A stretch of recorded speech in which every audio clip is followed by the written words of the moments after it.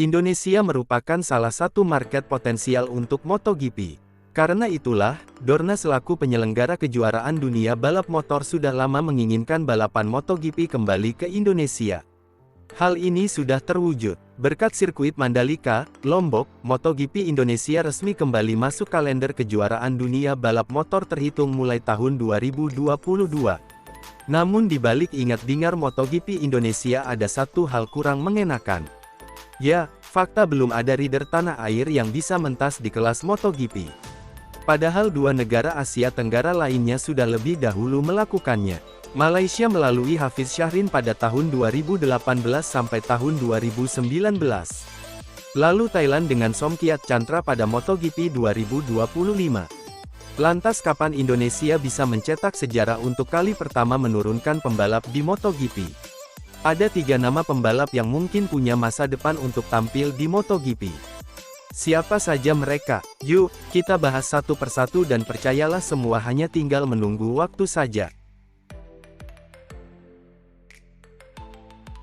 Mario Suryo Aji. Mario Suryo Aji bisa dibilang pembalap Indonesia yang paling dekat dengan MotoGP saat ini. Bahkan bisa dibilang, kini semua tergantung dirinya, apakah bisa kompetitif di kelas Moto2. Pembalap jebolan Astra Honda Racing School ini sudah berpengalaman mengikuti kelas Moto3 tahun 2022 sampai tahun 2023 lalu lanjut ke Moto2 tahun 2024 sampai tahun 2025. Di sela-sela MotoGP Indonesia 2024, Menpora Dito Aryo Tejo sempat berkelakar Mario Suryo Aji bisa mentas di MotoGP 2026. MotoGP 2026 sudah ada pembalap dari Indonesia, insya Allah Mario Aji, ujar Menpora Dito saat itu. Hanya saja Dorna memasang syarat tinggi untuk seorang pembalap bisa mentas di MotoGP. Pembalap tersebut harus bersinar lebih dahulu di kelas Moto3 dan Moto2. Hal inilah yang sedang diperjuangkan Mario Suryo Aji. Jika pembalap berusia 21 tahun itu bisa unjuk gigi di kelas Moto2, dipastikan tim-tim MotoGP bakal meminatinya. Apalagi tim-tim tahu keuntungan dari sisi komersial bila mendatangkan pembalap Indonesia. Di Moto2 2025, performa Mario Suryo Aji cukup improve dibandingkan musim sebelumnya. Kini ia sudah mengumpulkan 8 poin dengan raihan terbaik finish ke-9 Moto2 Amerika Serikat. Dia juga cukup rajin lolos kualifikasi 2 atau Q2 sebuah raihan yang sulit ia rasakan tahun 2024. Veda Ega Pratama. Veda Ega Pratama adalah pembalap jebolan Astra Honda Racing School lainnya yang saat ini sedang berjuang untuk tembus MotoGP. Kariernya awal balapnya bahkan lebih cemerlang ketimbang Mario Suryo Aji.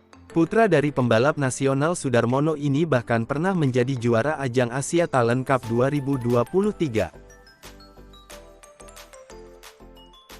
Tahun lalu, ia mengikuti Red Bull Rookies Cup 2024 dan sempat mencicipi satu podium ketiga di sirkuit Red Bull Ring. Tahun ini, Veda Ega Pratama, 16 tahun, mengikuti ajang Junior GP. Jika bisa melewati tahapan ini dengan baik, bukan mustahil, dalam waktu 5 tahun ke depan, Veda Ega Pratama mungkin bisa mentas di MotoGP.